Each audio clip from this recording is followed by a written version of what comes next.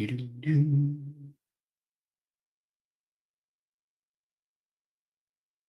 Ah, well, hey there, audit friends. Listen, auditors love to say that we're risk based now. Ooh, and we say it like it's a badge and honor, but hold up, pause. Did you know that you can be perfectly risk based, but still be auditing things that don't matter at all? It's like bragging about being the world's fastest runner in the wrong race. So today, we're going to talk about why that happens and how you can make sure that your work actually matters to the organization. Does that sound good to everyone? Are you ready? Let's go.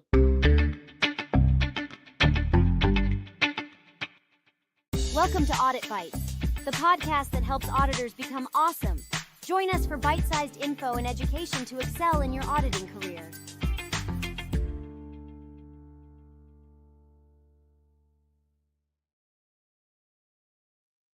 All right.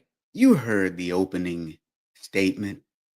You could be totally risk based, but still not auditing the things that actually matter to your organization. And I know what you're thinking.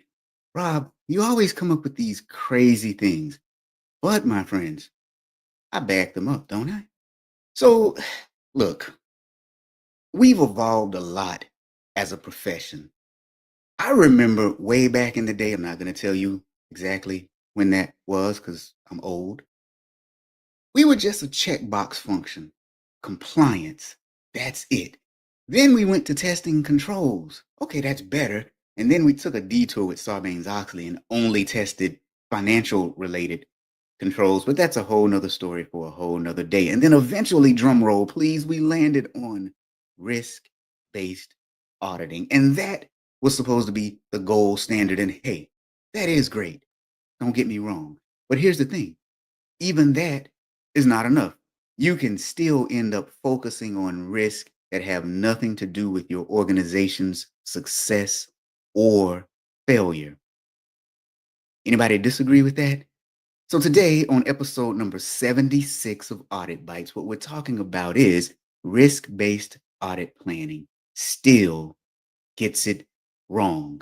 Now that I've officially triggered some people, let's go to story time. You guys know I do trigger some people, right? Because what they do is they see the initial headline and well, let's just say they get a little angry. And then they send me these emails and I say, "Did you listen to the entire episode?" And then when they go back and listen to the entire episode, they're like, "Oh, I think I agree with you." I do that for a reason because, well, auditory, listen. That's the first thing that we should do. And we're kind of bad at it sometimes. As a matter of fact, it's our number one superpower, asking questions and then listening to the answers objectively. So, what would an Audit Bites episode be without a story time? And for this one, I like to call it Auditing the Past While the Future is on Fire. Are you auditing the past while the future is on fire? You know, that moment when you're halfway through a project and someone casually tells you, "Oh, by the way, we're not even doing this anymore." Yeah. That ever happened to anybody? I know what you're thinking. Some of you are like, "No, it doesn't happen to us because we plan thoroughly and we ask all the questions." You're a liar.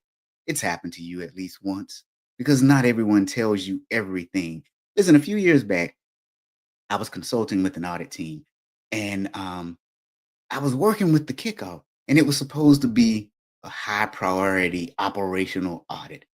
They had picked what seemed to be like obvious targets, the company's flagship product line, right? So think Apple and maybe the iPhone. It was the crown jewel, their revenue driver, and it was the brand's pride and joy. And on our risk assessment, right, it was practically lit up like a Christmas tree. Everything associated with it was high risk.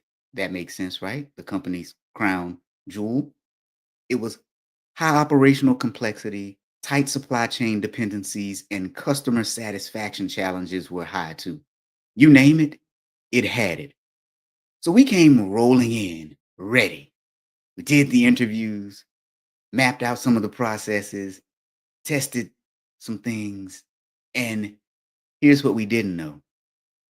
A few months earlier, behind closed doors, in a board meeting none of us were in, the strategic plan had shifted. The so called flagship product, well, it was being phased out and replaced with the shiny new portfolio of offerings that leadership had bet the company's future on. You see, that old product line was now managed decline. No more research and development, no new marketing, just a slow wind down. And we were auditing the thing that they had decided strategically to walk away from. Now, operationally, those risks were still there. Hmm. So, of course, the process still a high risk. No one can deny that. You could make a strong case that it still had plenty of operational vulnerabilities, but strategically, it didn't matter at all. If we'd skipped it entirely, it probably wouldn't move the needle a bit on the organization's long term success or failure. Now, meanwhile, those brand new product lines, the one that were now carrying the organization into the future, they were full blown unknown risk, and we weren't even looking at them. So, in other words, we were doing an excellent job of auditing yesterday. How many of you are auditing yesterday? Look, just because something is inherently high risk on paper doesn't mean that it deserves your attention. Somebody's going to get mad at me for that one. But risk, they don't live in a vacuum. They live inside the reality of your organization's strategy, your organization's priorities, and your organization's current direction. If you don't know what those are, you can easily end up auditing the past while the future sits unprotected. So let's talk about this for a minute. How in the world do we stop auditing the unimportant past?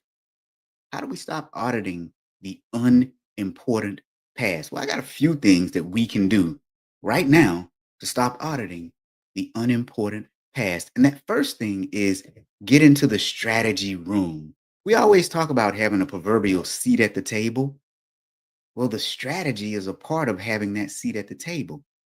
If you're not in the meetings where strategy is being discussed, you're already behind. So make it a point to build relationships with senior leaders so you hear about shifts in the strategic direction before you finalize any audit planning, any audit plan updates, any audit, it, anything. That's just how important this is. If you take a look at our first story, if the audit team had known that the product was actually being sunsetted because of a strategic decision, they could have redirected resources to the new portfolio. So, the next thing you can do to stop auditing the unimportant past is to ask, what's the strategic relevance during your risk assessments? And I don't mean your annual risk assessment, I mean every time you see someone. Now, I don't mean literally, hey, what's the strategic relevance of this repeated over and over? But there are subtle ways that you can figure out what's important to people. You got to add a filter to your risk scoring. Does this process directly impact the organization's stated goals for the next 6 to 12 months, 12 to 24 months, or heck, right now? Add that filter to your risk assessment. Seriously. Because you're going to have a whole bunch of high risk items that you're having to choose from. Now, how do you whittle those down to get to what actually matters to your organization? So, how do you stop auditing the unimportant past? You got to get into the strategy room. You got to ask, what is the strategic relevance? And the next thing you want to do is, well, audit the transition, not just the old world. Sometimes a phase out process is worth auditing, but you got to focus on the risk of winding it down, not the risk of running it at peak performance the way it used to be. There's a big difference between evaluating a growth operation and ensuring a graceful exit. And understanding your company's strategy is going to be the delineating factor to help you decide between which two audit approaches you take. Now, the fourth thing is You got to follow the money and the metrics. My grandmother used to tell me if you want to find out what's important to people, find out where they spend at least two things: where they spend their time, where they spend their money. Where people spend their time is where you find out what's important to them. I spend my time talking a lot about auditing. Why? Because it's important to me. My company is called That Audit Guy. Why? Because it's important to me.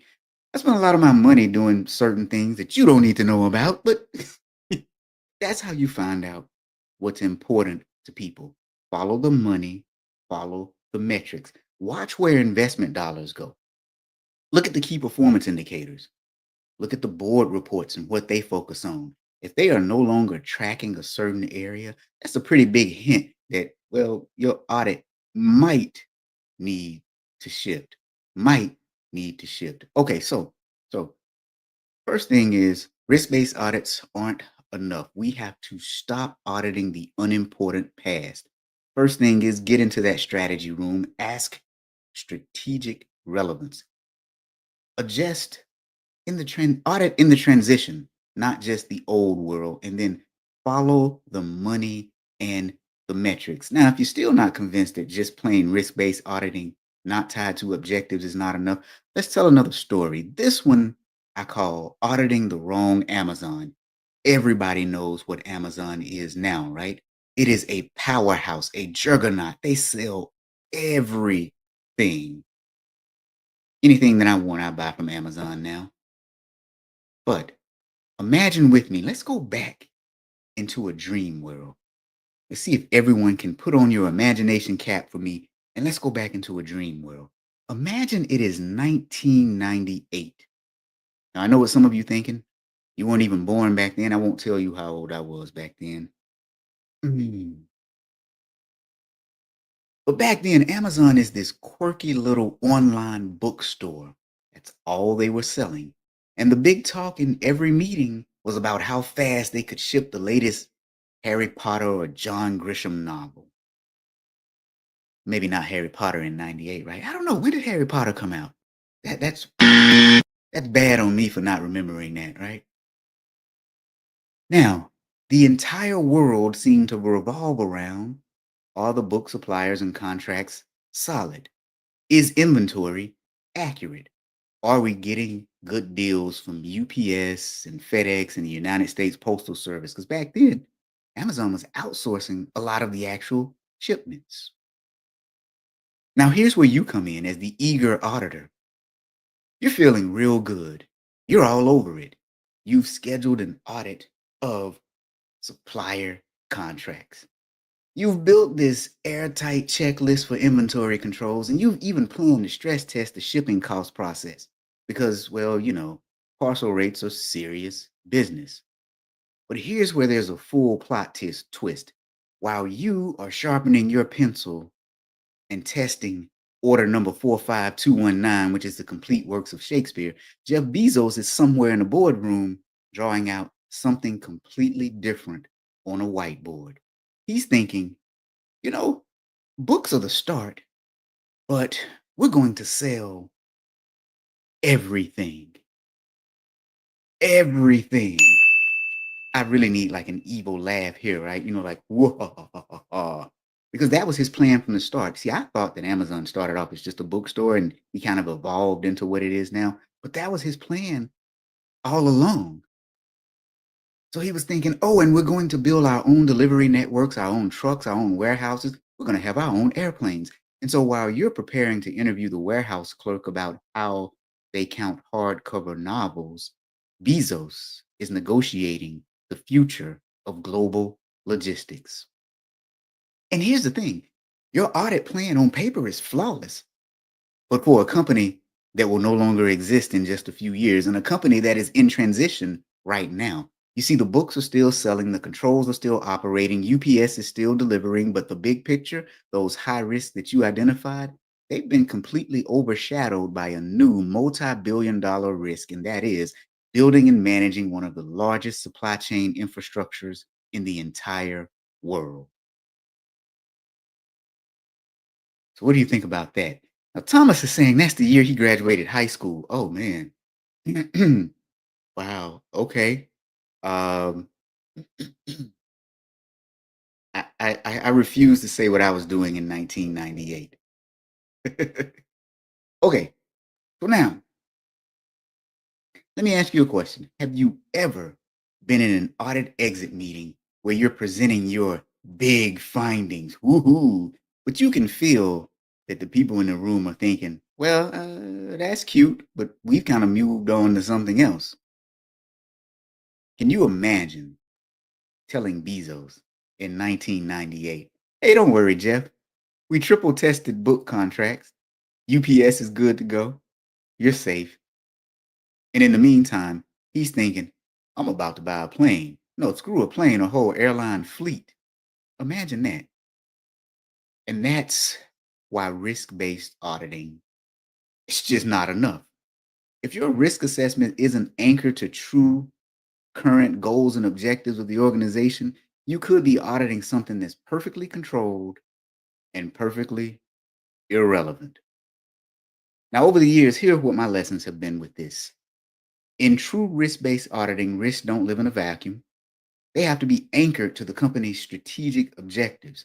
I've been having this conversation for a couple of months. I had a group over in the UK that hired me to do a training. And when I said this, they were like, that's impossible. We can't do that. So I asked one simple question: how are your relationships with your audit clients? Well, they're strained. Of course they are, because you're not auditing to what matters most to them. And the strategy is what matters most to them. Your high level clients, your ultimate high level clients, right? So if you skip that step, you're just auditing noise, things that might be a high risk on paper, but have zero impact on whether the company thrives or not. So let's talk about this for a minute. Let's talk about how to not audit the wrong Amazon. Ooh, how not to audit the wrong Amazon. Before I do, let's go back to you all in the audience for a minute. We've got a few people over on YouTube and quite a few people over on LinkedIn. So if you have anything you want to add, chime in, because as you can see, we're, we're live here. We're, we're live here. As a matter of fact, let's be real. I'm probably one of the only audit trainers that does this live. That's how you know I know what I'm talking about. That's how you know I'm a real person who's been in the field and still in the field to this day. Oh boy. Every time I say something like that, I get one email from somebody who's like, anyway, never mind. So Thomas is saying, I've gone into audits knowing the results didn't matter due to undisclosed business decisions. But it was on the schedule, so we had to play along and do an unnecessary audit. Yeah, and I'm calling bull on that. Not bull on you, Thomas, but bull on that thought process. That's crazy.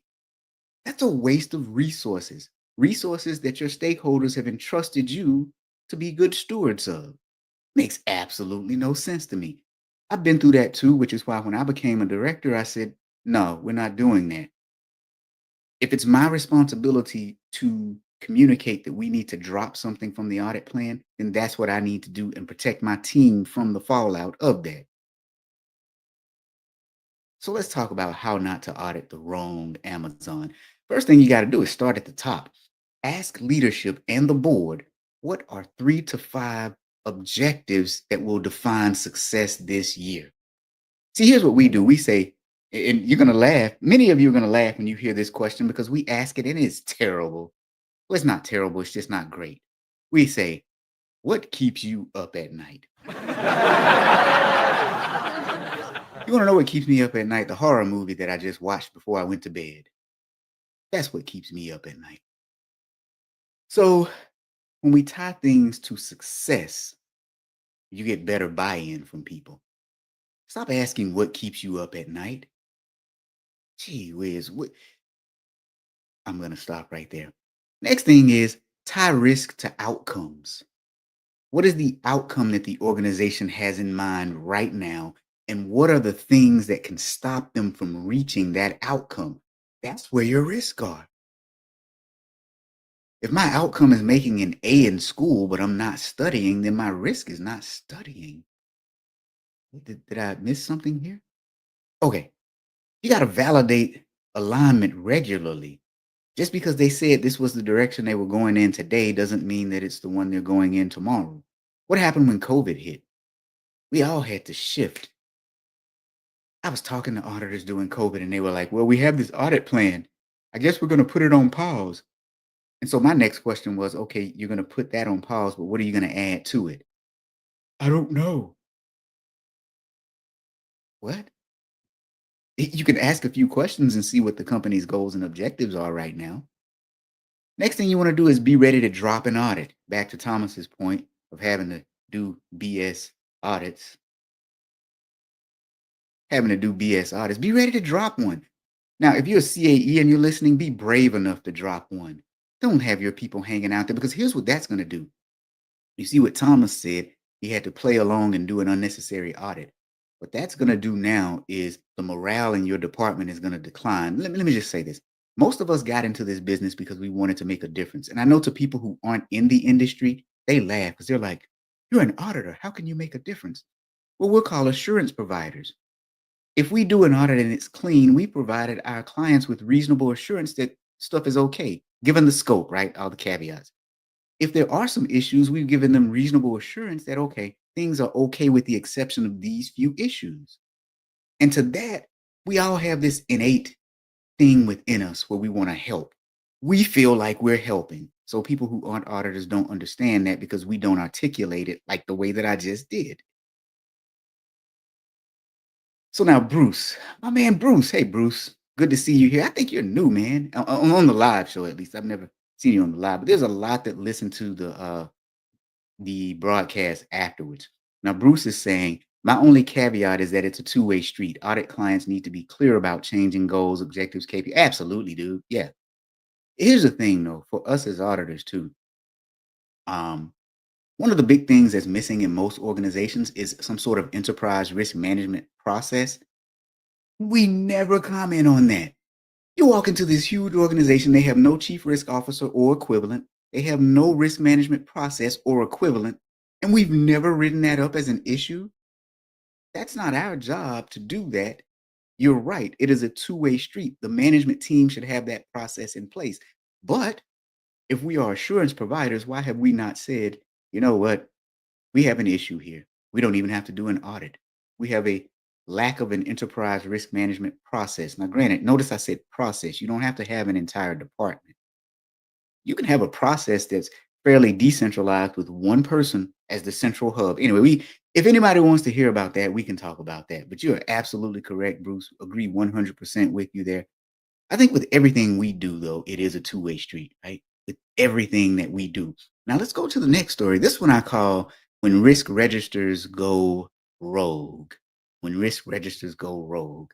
Picture a mid-sized manufacturing company proud to show off its 80-line risk register during an audit planning meeting, right? I remember it was a monstrous spreadsheet. And what they did was they decentralized it. They allowed each department to do their own risk, and then they rolled them up into a centralized risk register. Pretty cool, right? Everything was color coded, scored, and it was regularly updated. But one entry caught my attention. It said, the risk of a fax machine failure in the procurement office. I'm looking at it like, fax machine. Have we gone back? Wait a minute. Is everybody still alive here? Are we like stuck in the Stone Ages? I thought it was a joke, but it wasn't. Turns out it was also rated high risk because someone had said that the likelihood was 4 out of 5 and the impact was 5 out of 5. And I'm looking at it and I said, by impact, what exactly do you really mean? And so they proceeded to tell me that if the fax machine breaks, then they can't send in purchase orders. Now, apparently, no one had told this small satellite office that, well, the whole company went digital on its procurement process a little bit ago. And so they could be onboarded to that. So that brings me to my point. Risk registers are only as good as the thinking that goes into them. And without regular cleansing, they become bloated archives of outdated fears and irrelevant trivia, like fax machines. So the risk register is not a museum. If you treat it like one, you're kind of just keeping around old artifacts just in case something happens. You'll spend time and resources protecting things that no longer matter while the real risks sneak in unaddressed. Think about this, risk registers naturally decay over time. Risk universe, risk register, whatever you want to call it. And without review, they accumulate irrelevance because the scores often reflect outdated assumptions instead of current realities. And at the end of the day, a bloated risk register leads to a wasted audit effort and diluted focus. So let's talk, how do you stop a risk register from going rogue? And this one is pretty easy. Do a periodic purge. I mean, do I need to say anything more about that one? No, I don't. Let's skip that one. You got to have a reality check. For many of the areas that you deem to be high risk, ask, if this happens today, what would actually break? For some of those low risk areas, ask, what is really the significance of this? Ever seen a low risk automatically go to a high risk at the snap of a finger because of an event? Next thing you want to do is scenario test. Like, seriously, here's a process, walk through. What happens if certain parts of that process are missing?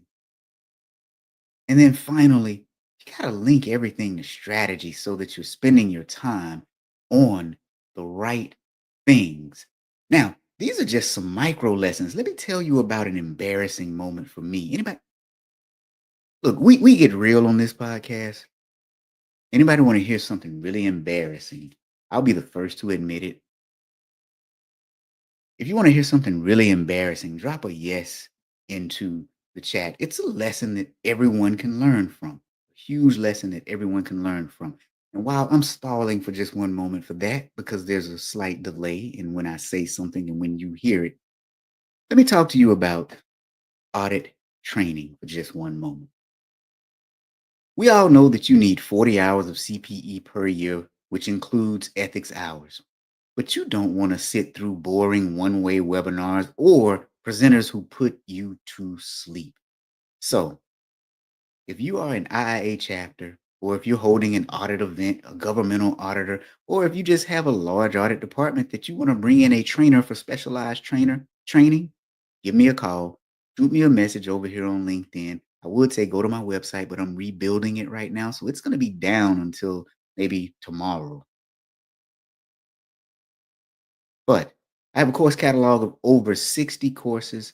They're interactive, they're engaging, they're real because I've had every position in an audit department from staff auditor to chief audit executive. I still audit things at clients now, even though most of my time is spent training. So that's my small commercial break.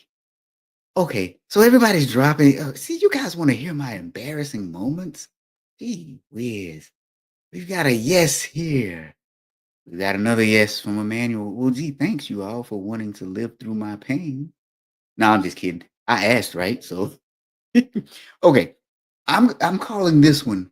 The board cares about outcomes, not your methodology. Because if you think about it, we all sit down and talk about, what's your methodology for doing this? How do you do that?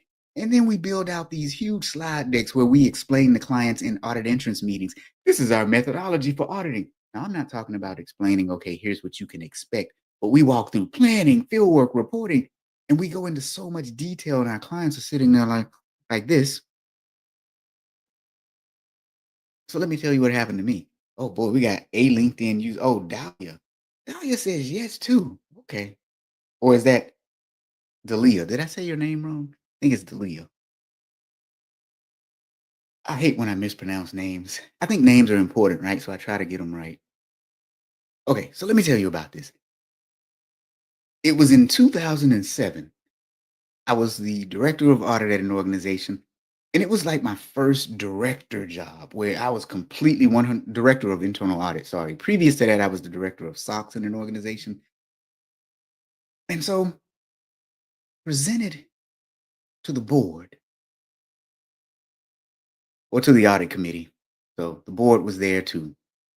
So I presented to the audit committee and I spent the first 10 minutes meticulously explaining our methodology, how we prioritize the risk universe, how we weighted the risk, how we developed the audit plan.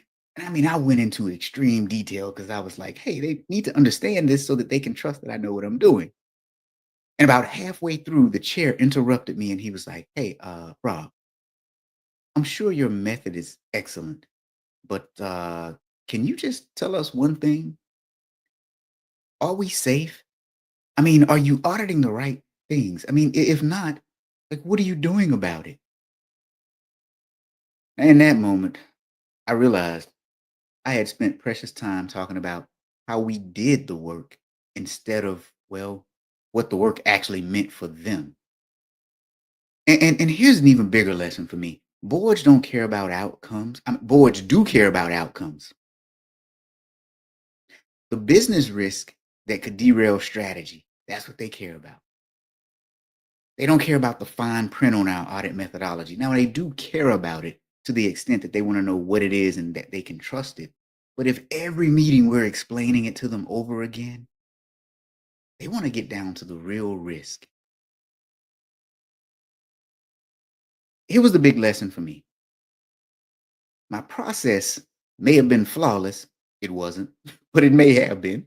But if you frame your results in technical terms, they don't connect with you. You've 100% lost them. Boards and executives want clarity on threats, opportunities, and next steps. They don't want a lecture on your scoring model.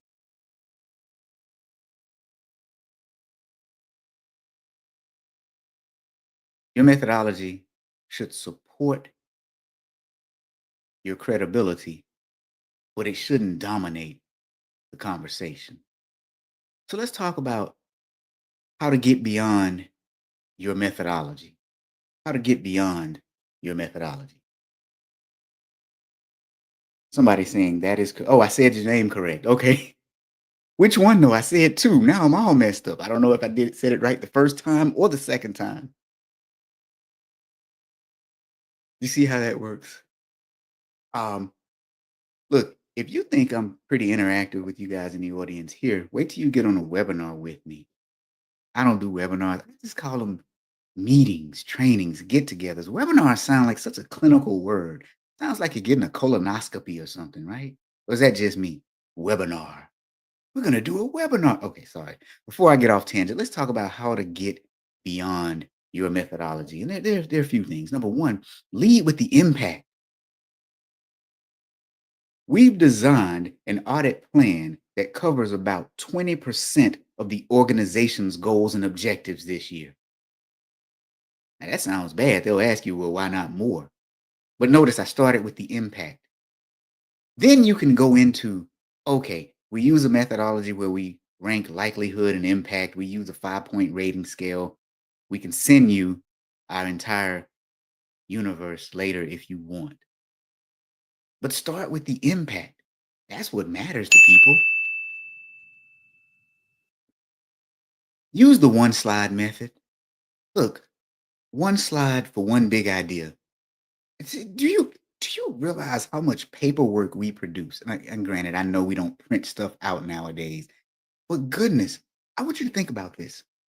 TikTok exists for a reason. Now, I don't like TikTok. I call it the Satan app, and everybody who knows me knows that's what I call it, but it exists for a reason. People want the most impactful information as quickly and concisely as possible.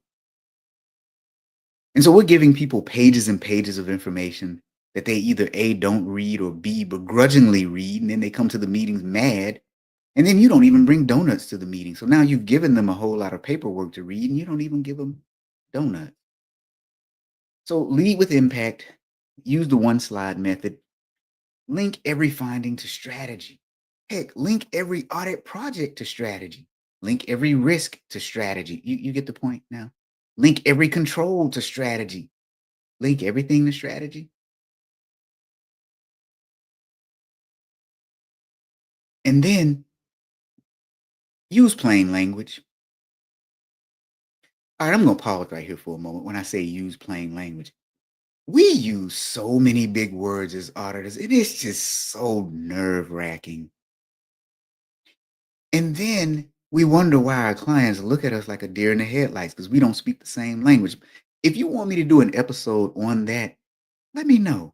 I've got an idea in mind. I've got an episode I'm thinking about doing titled Auditors Are So Argumentative. And I want to use some real world examples of a few auditors who want to argue with me on LinkedIn about things that I say. And I'm looking at it and I'm reading it and I'm like, this is weird because what you said I said isn't even what I said. Auditors are too argumentative. Like I thought we were the factual people. Or did I get that wrong? So if you'd be interested in that episode, let me know because I've got a slew of them coming up and I'm trying to figure out which ones to do next and which order because you know it's hard being a am I a podcaster? I guess I am, right? Okay. So the next thing is performance plus risk is the true value for auditors. Let me give you an example. And this one I'm gonna sugarcoat it a little bit so as not to give away the who it was. But I worked for a financial services company at one point who prided itself in having excellent operational risk management scorecards. And so periodically we would look at our risk tolerance thresholds and we would have no major incidents, no significant failures. And so on paper, we looked like a success story. But the business was struggling. Market share was down, revenue was flat, and customer complaints were climbing. And in the chase for the perfect risk profile, we had ignored performance indicators. And I remember asking the risk folks, no, how does risk performance tie to business performance? And they kind of paused and they said, well, and they tried to explain it some, but there were some huge disconnects that I saw. And so the lesson for me was risk management in isolation is incomplete. So if it doesn't permeate through the entire organization, it does you no good. The value comes from integrating performance metrics with risk insights. Otherwise, you might be safe from a performance measurement standpoint, but still failing.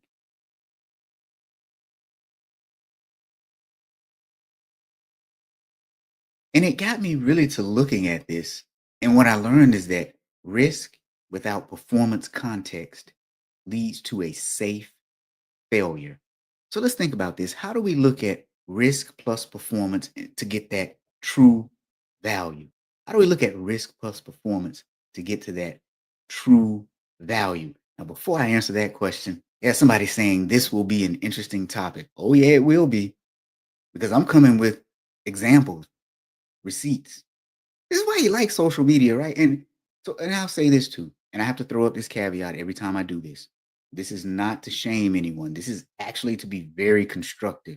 Because some of the things you see, you sit back and you scratch your head and you're like, what in the you ever had that thought before where you just looked at something and you was just like, wait, what? And you're sitting there and you're looking at something and then you're looking at something else and then you're listening to what someone is telling you and it's not in line with the two things that are right in front of you that you're looking at. I've got two really good examples of that. And again, it's not to shame anybody. And usually what I do is I black out the names, but we got to have real conversations. We get into theory a lot, but what's theory if you can't really have real conversations? And the onus of being great auditors starts with us first. We always talk about our clients are bad, our clients did this, our clients did that, but we never talk about how we talk to them like robots. We use terms that they don't understand, and then we get mad when they don't understand us. We got to clean up our own house first before we can even go look into anybody else's, right? Okay, so risk, performance, true value. How do we get there? Dual dashboards. Now, your audit department, you're not going to do this. This is not our job, but this is what we should be expecting from organizations. Look, a report on key risk performance indicators alongside, I'm sorry, a report on key performance indicators along with key risk indicators. Here's the risk. Now, how well did you perform against that actual risk. Most organizations have one or the other, but they don't work without the other. It's like peanut butter and jelly, right? They go well together. They go well together. The next thing you got to have is objective mapping. That's what this entire episode has been about.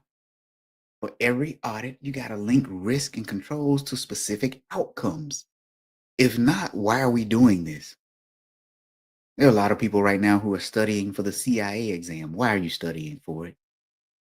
Some people are studying because they believe it will give them the knowledge to get to the next level, the knowledge to do the job. Some people are studying because it gives them credibility. Some people are studying because they want a new job.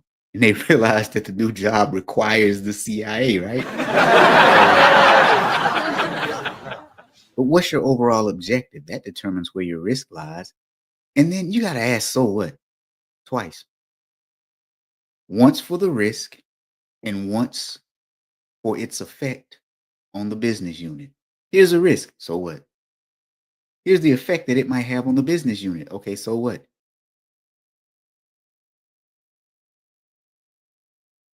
The other thing we have to do is highlight trade-offs. Show where reducing risk might unintentionally harm performance, because that's what really matters. What are your goals and objectives, and how are you performing against those goals and objectives? Now, I know at the start of this, I got some messages from some people saying, how dare you talk about risk-based audit planning? That is absolutely the right thing to do. Of course it is. I never said it wasn't, did I? But what I am saying is it can become a waste if not tied to overall goals and objectives within the organization. It can become a complete and utter waste. So listen, you're on episode number 76 of Audit Bites. If this is your first time here, go back and check out past episodes. You can check it out on YouTube. You can go over to LinkedIn. You can check your favorite podcasting platform, but we paused uploading them there. We'll start back uploading all the episodes next week. So you'll have a ton of new episodes coming out, including this one from today, next week. So here's what we talked about today.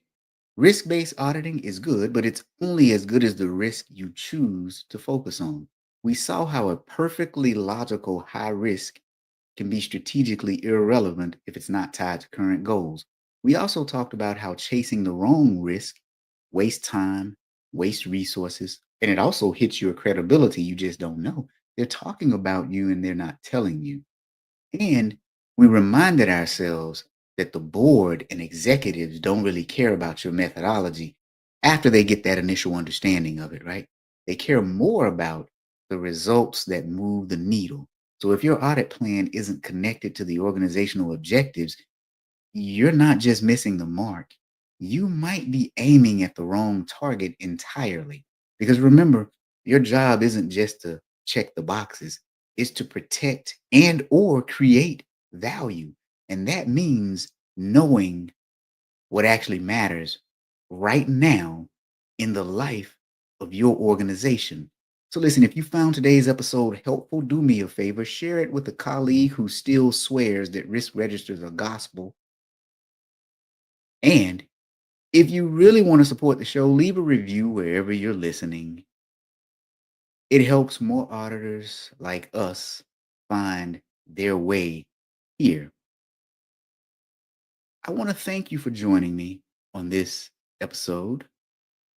We'll be back with a new one real soon. Connect with me on LinkedIn. You'll see when I post about podcast. And with that said, thank you. We'll see you next time. Thank you for watching this episode of Audit Bites. If you receive value from this podcast, do us a favor. First, tell other auditors. Second, give us a 5-star review. And finally, talk to Robert about training your auditors. Our contact information is on our website, www.thatauditguy.com. It's also where you will find our course catalog, on-demand courses, a kick-butt blog, other podcasts, Robert's best-selling books, and last but not least, audit merch. That's right, we have audit hats, shirts, mugs and more. Thanks for watching and listening. See you next episode.